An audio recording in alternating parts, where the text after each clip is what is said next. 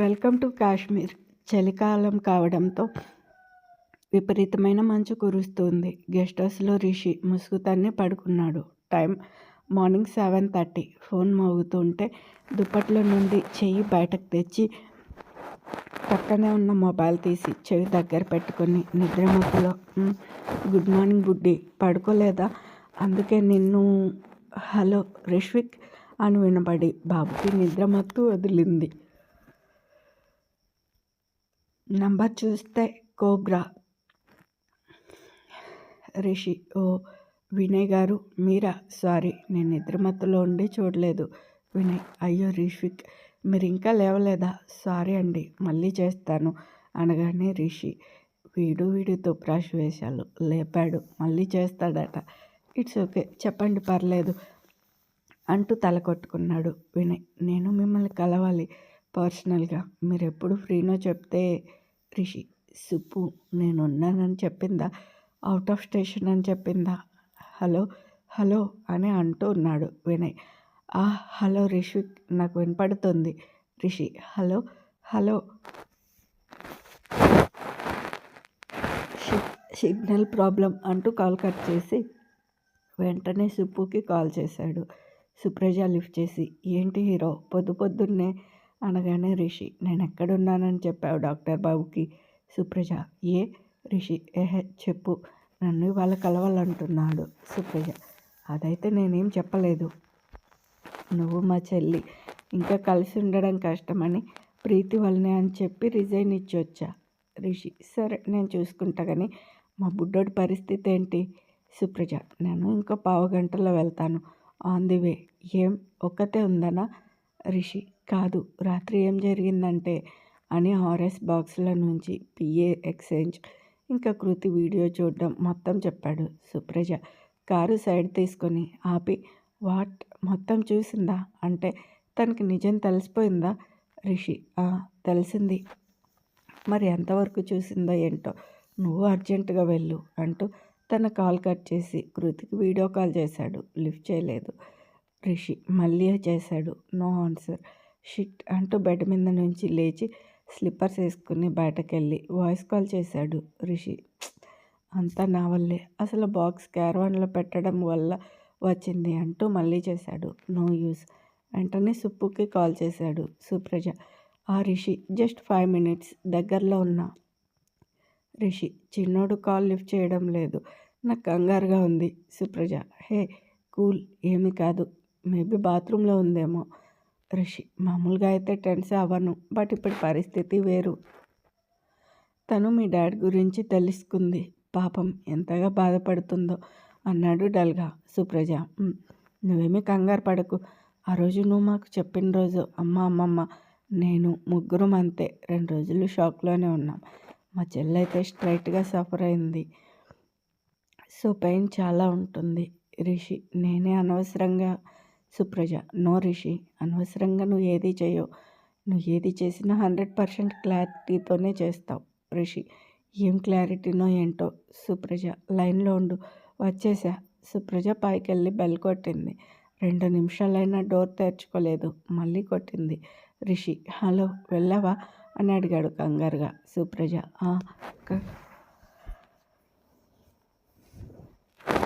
కంగారు పడకు, డోరు తీయడం లేదు. రిషి, వాట్, తీయడం లేదా? మళ్ళీ కొట్టు అంటూ కాల్ కట్ చేసి కంటిన్యూగా కృతికి ఫోన్ చేస్తూనే ఉన్నాడు. సుప్రజ బెల్ కొట్టి తనకు టెన్షన్ మొదలైంది. రిషికి చేస్తే బిజీ వస్తుంది. రిషి, కమాన్ చిన్ను, కాల్ లిఫ్ట్ చేయరా ప్లీజ్ రా అంటూ చేస్తూనే ఉన్నాడు. వెంటనే సుప్రజకి కాల్ చేశాడు. సుప్రజ, డోర్ తీయడం లేదు రిషి అంది కంగారుగా. రిషి, ఓ పంచే, కిందకెళ్ళి వాచ్మెన్కి చెప్పి మా బాల్కనీలోకి వెళ్ళి చూడమను. నా అంచనా కరెక్ట్ అయితే తను అక్కడే ఉయ్యాల్లో పడుకొని ఉండాలి. సుప్రజ ఓకే అంటూ ఫాస్ట్గా వెళ్ళింది. మొహం మీద ఎండ పడుతుంటే మన పాపకి మెలకువ వచ్చింది. అంతే, లేచి కూర్చుంది. గబగబా హాల్లోకి వచ్చేసరికి ఫోన్ మోగుతుంది. Call from Rishi. వెంటనే లిఫ్ట్ చేసింది. రిషికి తిరిగి గుండె కొట్టుకోవడం మొదలైంది. హలో చిన్ను, నువ్వేనా? కృతి, సారీ నాన్న, నిద్రపోయా. ఎన్నిసార్లు చేసావు? రిషి, ఎన్నిసార్లు రా, నువ్వు లిఫ్ట్ చేయకపోయేసరికి ఎంత కంగారు పడ్డానో తెలుసా? కృతి. రిషి సారీ మార్నింగ్ 4 వరకు చూస్తూ అంటూ ఆపింది. రిషి చెప్పు కృతి. అది ప్రీతి వీడియో చూసా. ఒకసారి కాదు 6 సార్లు.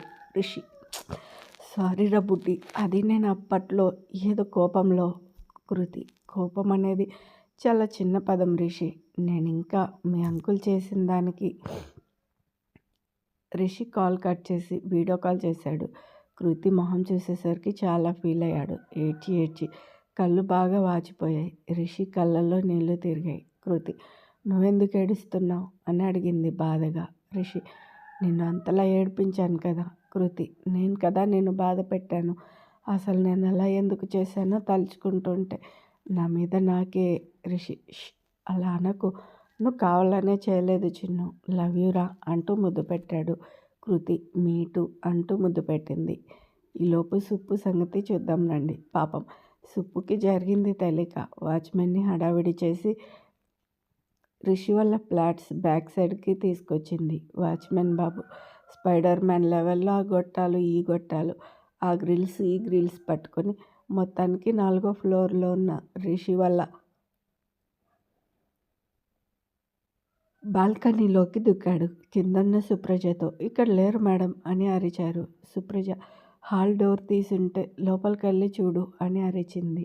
వాచ్మెన్ బాబు సరే అన్నాడే కానీ భయపడుకుంటూ లోపలికి వెళ్ళేసరికి కృతి రిషితో మాట్లాడుతూ సడన్గా వాచ్మెన్ని చూసి పెద్దగా అరిచేసింది బా అంటూ. రిషి ఏంటి చిన్ను ఏమైంది అని అడిగాడు కంగారుగా. కృతి వాచ్మెన్ వచ్చాడు వెనక నుంచి అంటూ ఫోన్లో నుంచి చూసింది. రిషికి అప్పుడు గుర్తొచ్చింది సుప్పు సంగతి. అరే బుడ్డోన్ని చూసిన ఆనందంలో డాక్టర్ పాప సంగతి మర్చిపోయానే అనుకుంటూ కృతితో చిన్ను అది నువ్వు ఫోన్ లిఫ్ట్ చేయడం లేదని నేనే మీ అక్కని వాచ్మెన్ని పంపమని సలహా ఇచ్చా. ఏది ఫోన్ వాచ్మెన్కి ఇవ్వు అన్నాడు. కృతి ఫోన్ ఇవ్వగానే రిషి అతనితో సారీ అయ్యా, నువ్వు వెళ్ళి కిందన్న మేడంని పైకి రమ్మను అనగానే అతను ఓకే సార్ అని ఫోన్ కృతికి ఇచ్చి బాల్కనీలోకి వెళ్తుంటే రిషి ఓ బాబు మళ్ళీ కష్టపడి ఏం దిగుతావు కానీ డోర్ తీసుకుని వెళ్ళు అన్నాడు. అతను కదా అని నవ్వుకుంటూ వెళ్ళిపోయాడు. కృతి మా అక్క వచ్చేసిందా. రిషి ఎప్పుడో సరే కానీ నువ్వు నార్మల్గా అయ్యి వాళ్ళు రెస్ట్ తీసుకో బుడ్డి. కింద సుప్రజ పాపం ఆత్రంగా పైకే చూస్తూ ఉంది. వాచ్మెన్ వచ్చి మేడం అని పిలిచాడు. సుప్రజ కంగారుగా అంతా ఓకే కదా అని అడిగింది. అతను మీరే వెళ్ళి చూడండి హాల్ డోర్ తీసుకొని వచ్చా అన్నాడు. సుప్రజ పైకి వెళ్ళేసరికి కృతి రిషితో ఆహా నువ్వు తొందరగా రా ప్లీజ్ అంటూ మూతి ముడిచింది. రిషి అబ్బా చిన్నోడా అలా మడవకు అని చెప్పానా అంటూ పనిచేస్తున్నాడు. సుప్పు బేబీకి పిచ్చెక్కింది అంతే. కోపంగా ఫోన్ తీసుకొని రిషితో మిత్ర ఎప్పుడు చెప్తుంది అక్క వీళ్ళిద్దరూ ఎంత దుర్మార్గులంటే అవసరమైతేనో గొడవ పడితేనో మనం గుర్తొస్తాం, ఒక్కటైతే ప్రపంచాన్నే మర్చిపోతారు అని. నిజమే రిషి ఇంకోసారి నాకు ఫోన్ చేయకు అంది సీరియస్గా. రిషి ఒక చేత్తో షేవ్ పట్టుకొని మాఫ్ కరో యార్ చిన్నాడు సేఫ్ అనగానే నీ సంగతి మర్చిపోయా. కృతికి నవ్వు ఆగడం లేదు. సుప్రజ చిచి ఎంత టెన్షన్ పడ్డాను పాపం వాచ్మెన్ అయితే బాగా కష్టపడ్డాడు మీ ఇద్దరు అంటూ కృతి నెత్తి మీద ఒకటి బలంగా ఇచ్చి ఫోన్ చేతిలో పెట్టి వెళ్ళిపోయింది. కృతి తల రుద్దుకుంటూ ఏంటి రిషి అలా ఎలా మర్చిపోయావు అని అడిగింది. రిషి రాక్షసి గట్టిగా కొట్టినట్టుంది. కృతి దాని కోపం అంతా ఒక దెబ్బతో చూపించింది. రిషి ఎప్పుడు వస్తావు అని అడిగావు కదా, ఇంకో 3 days పడుతుంది. కృతి ఇంకో 3 days నా వల్ల కాదు. రాత్రి నుంచి నిన్ను ఎప్పుడెప్పుడు చూద్దామా అనిపిస్తుంది. ప్రాణం పోతుంది రిషి. నీతో చాలా చెప్పాలి. ఇప్పుడు చెప్పకపోతే ఇంకెప్పుడు చెప్పలేనేమో అనేంత ఫీలింగ్ కలుగుతుంది. రిషి ఎందుకు చెప్పలేవు. నీకు సర్ప్రైజ్ ప్లాన్ చేశా. నేను రాగానే నిన్ను చోటుకి తీసుకెళ్తా. అక్కడ కేవలం నువ్వు నేను మాత్రమే ఉంటాం. కృతి మళ్ళీ ఆ ఐలాండ్గా అంటూ అడిగింది ఆనందంగా. రిషి గుర్తు తెచ్చుకో మనం లవ్ చేసుకునేటప్పుడు నీకు చెప్పేవాడిని. కృతి నాకు చెప్పావా, సరే ఆలోచిస్తా. ఇక రెడీ అవుతా. రిషి ఎక్కడికి. కృతి ఇంకెక్కడికి, రెస్టారెంట్ చెకింగ్ ఉంది వాళ్ళ, అదిగాక నా కొత్త పిఏకి ప్రామిస్ చేశా. రిషి ఫుడ్డి పాపక ఏమని అని నవ్వాడు కృతి. మన రెస్టారెంట్లో ఫుడ్ ఫ్రీ అని వెళ్ళి కుమ్మేద్దామని. రిషి, మరి విశ్వాసం సంగతి ఏంటి? కృతి, నాకేం తెలుసు మీ పిఏ గురించి. రిషి, ఓయ్ అదేంటి? కృతి, లేకపోతే మేఘ టైంకు తెచ్చింది కాబట్టి నేను అంత పెద్ద నిజం తెలుసుకోగలిగాను. మరి మీ విశ్వ నువ్వు చెప్పావని బాక్స్ లాక్కున్నాడు, అందుకే కోపం అనగానే రిషి నవ్వుతూ, అందుకే విశ్వాసం అని పేరు పెట్టా. రియల్లీ ఐ లైక్ హిమ్ అనగానే కృతి, బట్ ఐ లైక్ మేఘ. సరే మరి నువ్వు రెడీ అవు, ఉంటా. నువ్వు చేసిన పనికి మా అక్కని ప్రసన్నం చేసుకోవాలి. రిషి, అదిగో మళ్ళీ నువ్వు ఫోన్ లిఫ్ట్ చేయకుండా నన్ను అంటావు అనేసరికి అది నిజమే, సరే బాయ్ అంటూ ముద్దు పెట్టి ఫోన్ కట్ చేసింది. రిషి నవ్వుకుంటూ హ్యాపీగా ఫోన్ చూసేసరికి కోబ్రా నుంచి 5 మిస్డ్ కాల్స్. రిషి, ఓర్ని వీడి సంగతి మర్చిపోయా. మిత్రగాడి చెప్పేది నిజమే.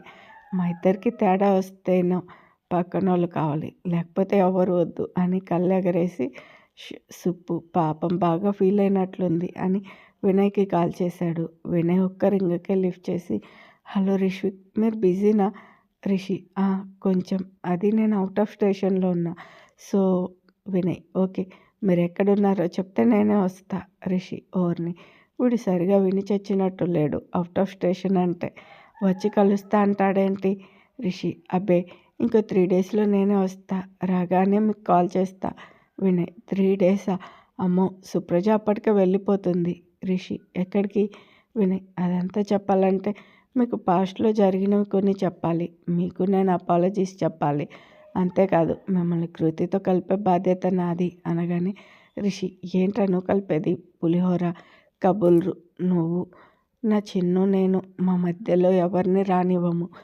పాస్ట్లో జరిగినవా? ఏం జరిగింది వినయ్ గారు అని అడిగాడు కంగారుగా. వినయ్, అదంతా మీకు చెప్తాను, ముందు మీరు కృతితో కలిసే ఉంటానని ప్రామిస్ చేయండి.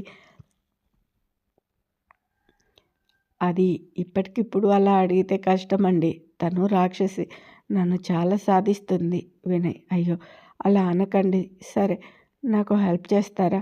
రిషి, ఏంటి? వినయ్, సుప్రజతో మాట్లాడి తనను వెళ్ళొద్దని చెప్పి ఆపండి. రిషి, అసలు సుప్రజ ఎక్కడికి వెళ్తుంది? వినయ్, కృతి ఎక్కడుంటే తను అక్కడికే అంటుంది. రిషి, కృతి ఎక్కడుంది ఇప్పుడు? వినయ్, అదేంటి మీ ఇద్దరు ఒకే ఇంట్లో కదా ఉంటున్నారు? రిషి, ఏముండడం అండి, ఏదో డైవర్స్ కోసం ఉంటున్నాం. 1 నెల గడిచింది, అది కూడా చాలా కష్టంగా. నేను అవుట్ ఆఫ్ స్టేషన్, తనతో కాంటాక్ట్లో లేను, అందుకే నాకేమీ తెలియదు. వినయ్, ఓహో అదా సంగతి. సరే నేను మీరు వచ్చే వరకు వెయిట్ చేయలేను, అందుకే మీరు ఒకసారి సుప్రజతో కృతిని తీసుకొని నేను చెప్పిన చోటుకు రమ్మనండి అనగానే రిషి, మీరు భలే చెప్తారండి. నా భార్య నా మాట వినదు, ఇంకా వాళ్ళ అక్క ఏముంటుంది? వినయ్, అలా కాదు, సుప్రజ కొంచెం ఆలోచిస్తుంది, తెలివైనది. రిషి, అంటే మా బుడ్డోడేనా మేక మెదడు? అంటే ఏంటండి, కృతి తెలివి తక్కువది అంటున్నారా? వినయ్, అబ్బే అలా అని కాదు, మీరంటే సుప్రజకి మంచి అభిప్రాయం ఉంది, కృతికి ఇంకా లేదు కదా, అది నేను కలిగిస్తా. రిషి, ఏడ్చావు. సుప్పు కోసం ఎంత డౌన్ అయ్యావురా? రిషి, ఓకే అండి, సుప్రజకి కాల్ చేసి మాట్లాడి మీకు ఏ సంగతి చెప్తా, ఉంటా మరి అని కాల్ కట్ చేశాడు. రిషి, అబ్బా ఇందాక బుడ్డోడి దెబ్బకి టెన్షన్, ఇప్పుడు కోబ్రాగాడి దెబ్బకి మెంటల్, అన్నీ కలిపి కొడుతున్నాయి, లాభం లేదు అనుకుంటూ కిందకి వెళ్ళి పని వాళ్ళకి టీ చెప్పాడు. కృతి కూడా టీ రెడీ చేసుకుని బెడ్రూమ్లోకి వెళ్ళేసరికి సుప్రజ ఫ్రెష్ అయ్యి నిద్రపోవడానికి రెడీ అవుతుంది. అక్క తీసుకో అంటూ నవ్వుతుంది. సుప్పు కొరకర చూస్తూ కప్పు అందుకుంది. కృతి తన పక్కన కూర్చుని, సారీ అక్క, నేను ఆ వీడియోస్ చూసి చాలా అంటే చాలా డిస్టర్బ్ అయ్యాను. సుప్పు, ఓహో. కృతి, మార్నింగ్ 4 వరకు మేల్కొనే ఉన్నా, బాల్కనీలోకి వెళ్ళి అక్కడే పడుకుండిపోయా ఏడుస్తూ అంది. సుప్పు టీ కప్పు పక్కన పెట్టి, ఓకే ఇక నీ లవ్ పెయిన్ స్టోరీస్ ఆపితే నేను పడుకుంటా అంది. కృతి, అక్క ప్లీజ్ రిషినేమి అనకు, అంతా నా వల్లనే అంటూ చెవులు పట్టుకుంది. సుప్పు, ఇంకాసేపు ఆగితే నేను కూడా ఎక్కేద్దాం అనుకున్నా కదే, నువ్వేమయ్యావో కంగారులో. కృతి పెద్దగా నవ్వి, నువ్వా అనేసరికి సుప్పు, అంతేనే, నువ్వేమో నవ్వు, నీ హీరో ఏమో నువ్వు ఫోన్ లిఫ్ట్ చేయకపోయేసరికి తను కంగారు పడి నన్ను టెన్షన్ పెట్టి వాచ్మెన్ పాపమే ఎలా ఎక్కాలి అని కూడా అడగలేదు, బరబరా ఎక్కేశాడు. నువ్వు మీ ఆయన రొమాన్స్ మా కర్మ. కృతి: అదే అక్క లవ్ అంటే. ఎంతసేపు ఏం ప్రేమించుకుంటాం, కొన్నాళ్ళు ప్రేమ, కాసేపు గొడవ, కొంతసేపు అలక, మరి కాసేపు కోపం, అప్పుడప్పుడు రొమాన్స్. ఇదే అక్క మా సీక్రెట్. రేపు నీకు పెళ్ళయ్యాక తెలుసు అని అప్పటిదాకా మొహంలో ఉన్న నవ్వు మాయమై కోపం వచ్చింది. సుప్రజ: నాకు పెళ్ళయ్యాక మా ఆయన నేర్పిస్తాడా? కృతి: అక్క సారీ టు సే, ఇది నువ్వు కూడా ఊహించుండవు. నీకు వినయ్ వద్దు. అంతేకాదు నేను ఇంకెప్పుడు మీ ఇంటికి, అదే మీ డాడీ మిస్టర్ కిషోర్ గారి ఇంటికి రాను. సుప్పు: మా డాడీనా? అదేంటి? కృతి: నీకు ఎలా చెప్పాలక్క, రాత్రి నేను ప్రీతి వీడియో చూసా. రిషిని అంత తప్పుగా అర్థం చేసుకున్నా. నిజంగా ఐఎమ్ ఏ ఫూల్. నా లైఫ్ని నా చేతులతో నేనే 4 సంవత్సరాలు అంటూ తల పట్టుకొని కూర్చుంది డల్గా. సుప్పు: నాకు అన్నీ తెలుసు చెల్లి అంది కామ్గా. కృతి: ఏంటి తెలుసా? సుప్పు: నాకే కాదు, అమ్మ, అమ్మమ్మ, మిత్ర, సూర్య అందరికీ తెలుసు. కృతి: ఏంటి, ఏం తెలుసు మీ అందరికీ? సుప్పు: అదే డాడీ. కృతి: మీ డాడీ? సుప్పు: అదేలేవే బాబు, మా డాడీ ఇంకా మా డాక్టర్ డార్లింగ్ చేసినవన్నీ తెలుసు. కృతి: ఎలా, ఎవరు చెప్పారు అని అడిగింది ఆశ్చర్యంగా. సుప్పు: ఇంకెవరు, నీ హీరోనే. కృతి: రిషినా? ఎప్పుడు? సుప్పు: అదే మొన్న చెప్పాగా, నువ్వు ఇక్కడికి వచ్చిన రోజు కలిశానని, అప్పుడే. కృతికి మెంటల్ లేచింది. పైకి లేచి సుప్పు గొంతు పట్టుకుని: అంటే మీ అందరికీ అన్నీ తెలిసి నాటకాలు ఆడుతున్నారు అంటే అక్కడికి నేనేనా పిచ్చిదాన్ని? సుప్పు: వదలవే అంటూ తోసి: మీ ఆయనేనమ్మా, మా చిన్నుకేం చెప్పొద్దు, తను తట్టుకోలేడు అంటూ అతి చేశాడు. కృతి: అది అతి కాదు, తనకి నా మీదున్న ప్రేమ. సుప్పు: అబ్బో, అర్థమవుతుంది, మీరు మీ ప్రేమ ఇందాక చూసాగా. కృతి: అక్క అసలు తను ఏం చెప్పాడు, ఇప్పుడైనా చెప్పు ప్లీజ్.